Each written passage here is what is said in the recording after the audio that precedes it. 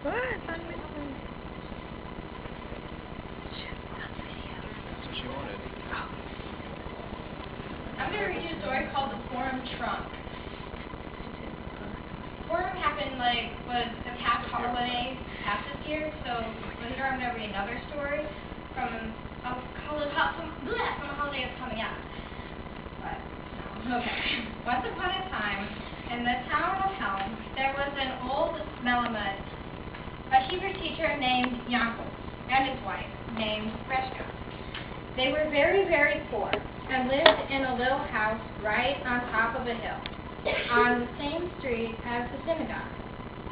One night, just after Hanukkah was over, the two of them were sitting in the kitchen by the stove to keep warm, when Yaakov began to sigh a big sigh. "Oh, Reshka, Purim is coming soon, but we don't have enough money for hamantash. Just once, I'd like to eat a nice, sweet, poppy-seed hamantash for Purim."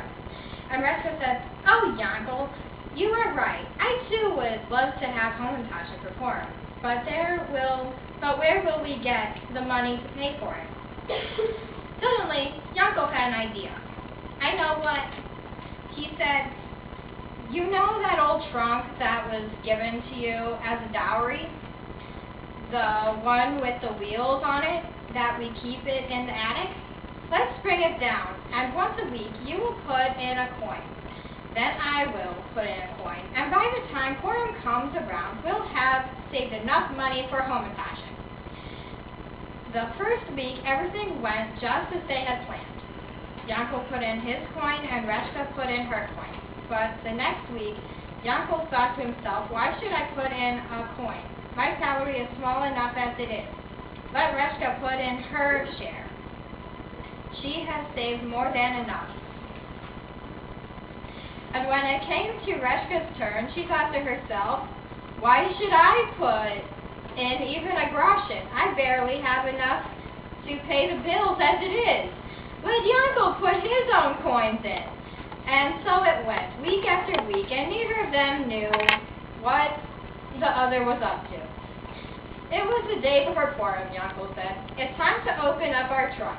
Slowly they lifted the lid, and when they looked inside, Yaakov cried, "Nothing! It's empty!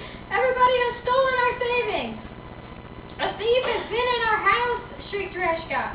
All of a sudden, she looked at Yaakov and said, "Did you put your coin in every week as we agreed?"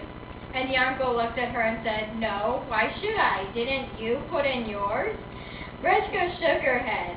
As soon as he realized what had happened, Yaakov began to yell at his wife, "Woman of evil, 1,000 curses on your head! Now we have no money for hamantash." And she began to scream, "You foolish man, may you dream of spiders crawling in your bed and never wake up! You've ruined everything!" They began to fight. Yaakov grabbed Reshka's wig and tried to pull it off. Reshka grabbed onto Yaakov's beard. Back and forth they went pulling and grabbing, shrieking and yelling, when all at once they both fell into the trunk. The lid snapped shut, and with the two of them still fighting inside, the trunk began to move. Since Yaakov and Reshka were so poor, they had no threshold built into their doorway, and so the trunk rolled right through the door. And since they lived at the top of a hill, the trunk rolled down the street. Down and down it went, with the most terrible shrieks and unearthly noises coming from inside, until it stopped right in front of the synagogue. The people of Helm were terrified. They all gathered around. What could it be? Surely this trunk was possessed by devils or demons, or maybe even the ghost of Haman himself. They realized there was nothing to do but open the trunk and find out for themselves. The rabbi stepped forward. Everyone began to pray as he snapped open the lock. Slowly, he opened the lid and declared, "Yaakov, the Melamed, and his wife Reshka." She was still grabbing at his beard, and he was still trying to pull off her wig.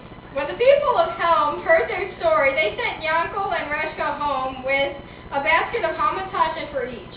But they wanted to make sure that nothing like this ever happened again in the town of Helm. The wise men sat and argued, and after 7 days and 7 nights, they called all the people together in the town square and read them the new laws that had been decreed for all the people of Helm to obey from that day onward. 1.